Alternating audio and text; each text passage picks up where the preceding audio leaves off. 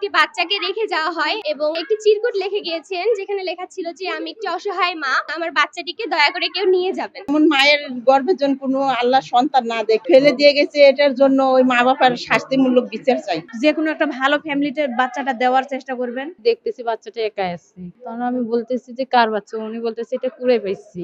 তা বাচ্চাটার গায়ে কিন্তু একটা সুইটার আছে, আমি হাত পা নাড়তেছি, দেখতেছি ঠান্ডা হয়েছে নাকি, দেখতেছি যে ঠান্ডা হয়েছে। তো আমার মেয়েটাকে বললাম যে যাও তোমার একটা কেথা নিয়ে আসি ঢাকা দেই। তো ও পাশে একটা মহিলা বলতেছে যে নেওয়া হয়ে গেছে আমাদের, তা আমরা থাক তাহলে আনার দরকার নেই, আমরা দিচ্ছি। তা আমি ফির বুকে হাত দিয়ে দেখতেছি শ্বাস আছে কিনা, বাচ্চাটা ঘুমাচ্ছে বোঝা যাচ্ছে না, তা দেখতেছি শ্বাস চলতেছে।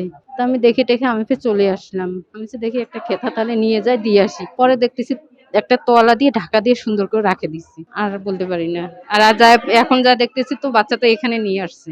আমি ওইটাও জানাই যে পাশের বেটে, আমি যখন গেছি তখন কেউ ছিল না ওখানে, শুধু দুটো মহিলা ছিল। ওরা বলতেছে এই বাচ্চা আমরা নিবো, এগুলাই শুনতেছি। পরে আমি বলছি দেখি কে নেয় নোক, আমি বাচ্চাটা দেখতেছি খুব ঠান্ডা, হাত পা গিলা করতেছে, আমি একটা কেথা আনি ঢাকা দিই, তাহলে বাচ্চাটা সুস্থ থাকবে। গায়ে শুধু একটা সুইটার ছিল আর মাথার কাছে একটা সুইটার, এটা দেখলাম বাচ্চাটার কাছে। আমাদের মেডিকেলে গতকাল সন্ধ্যা 6টার সময় একটি বাচ্চাকে রেখে যাওয়া হয়, একজন মা রেখে গিয়েছেন। বাচ্চাটির জন্ম 4 তারিখে, 4 নভেম্বর, এবং বাচ্চাটি একটি চিরকুট লিখে গিয়েছেন যেখানে লেখা ছিল যে আমি একটি অসহায় মা এবং আমার বাচ্চাটিকে দয়া করে কেউ নিয়ে যাবেন। বাচ্চাটি সুস্থ আছে এবং আমরা দেখাশোনা করছি সবাই।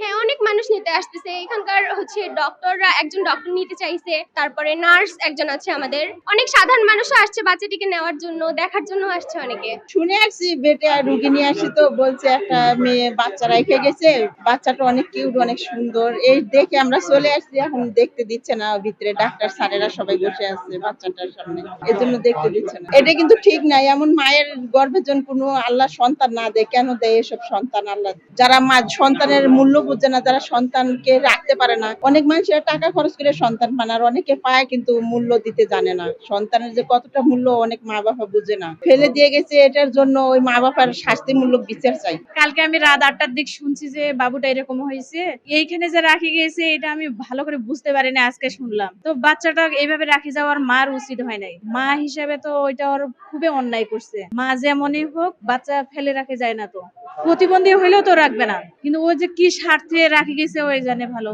এখন কি করার আছে এখানে? এখন যে কোনো একটা ভালো ফ্যামিলিতে বাচ্চাটা দেওয়ার চেষ্টা করবেন, না হলে বাচ্চাটার ভবিষ্যৎ খারাপ হবে।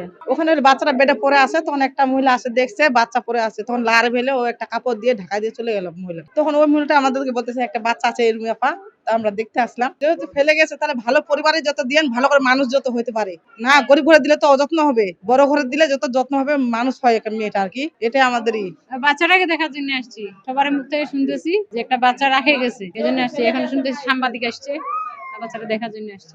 গতকালকে আমরা যে বাচ্চাটা এখানে পেয়েছি দিনাজপুর মেডিকেল কলেজ হাসপাতালের শিশু ওয়ার্ডে, বাচ্চাটা আমরা যখন পাই তার পরবর্তীতে আমরা তার যাবতীয় ট্রিটমেন্ট গুলো, যে ফটোথেরাপি, ওয়ার্মারে রাখা বা ব্রেস্ট ফিডিং, আমরা সবকিছুরই ব্যবস্থা করেছি। এর পরবর্তীতে আমরা হাসপাতাল কর্তৃপক্ষ, সমাজসেবা অধিদপ্তর, তাদের সঙ্গে আমরা কথা বলে আগামীতে বাচ্চাটা আমরা কিভাবে কার কাছে হস্তান্তর করব, পরবর্তীতে এই বিষয়ে আপনাদেরকে জানানো হবে। বাচ্চাটা এখন মোটামুটি অনেকটাই সুস্থ আছে আমরা যখন পেয়েছিলাম। আর এর পরবর্তীতে আমরা যা যা ওষুধপত্র দরকার আমরা নিজেরাই সেটার ব্যবস্থা করে দিচ্ছি এখান থেকেই, হাসপাতাল থেকেই, প্লাস আমরা নিজেরাও কিনে নিয়ে এসে দিচ্ছি বাচ্চাটাকে, যেন বাচ্চাটা পরিপূর্ণভাবে সুস্থ থাকে। দিনাজপুর মেডিকেল কলেজের হাসপাতালে এটা গতকাল সন্ধ্যার সময় ঘটনা। একজন পরিচয় একটা ব্যাগে করে নিয়ে এসে দুজন নানা এবং নানির পরিচয় দিয়েছিল, দিয়ে বাচ্চাটাকে ওই ভর্তি করায় দিয়ে তারা চলে গেছে। তারপর থেকে তাদের আর কোনো খোঁজ পাওয়া যায়নি। তা আমাকে যখন নিউজটা দিল, আমি তখন হাসপাতালে এসে, মেডিকেল কলেজ হাসপাতালে এসে যোগাযোগ করলাম। আর আমি চাকরি করি ফুলবাড়ি সরকারি কলেজে। তা বাচ্চাটাকে নেওয়ার জন্য আমার মামা তো ভাই খুব আগ্রহ প্রকাশ করছে, তাদের বাসা রংপুরে। আমি বাচ্চাটাকে আসার জন্য যোগাযোগ করলাম যে কোনো রকমের কোনো নেওয়া যায় কিনা। এটা তো ওনারা বললো যে এটা প্রশাসনিক ব্যাপার, প্রশাসনের সাথে কথা বলতে হবে। এটা নিতে চাচ্ছি যে আমার মামাতো ভাই এবং তাদের কোনো সন্তান, নিঃসন্তান, তারা নিঃসন্তান দম্পতি, তাদের কোনো সন্তান হবে না। এই জন্যই তারা এই বাচ্চাটাকে নেওয়ার জন্য তারা আগ্রহ প্রকাশ করতেছে, এবং তারা হলো বিজনেসম্যান, তাদের মিল আছে, চাতাল আছে, ময়দার মিল আছে।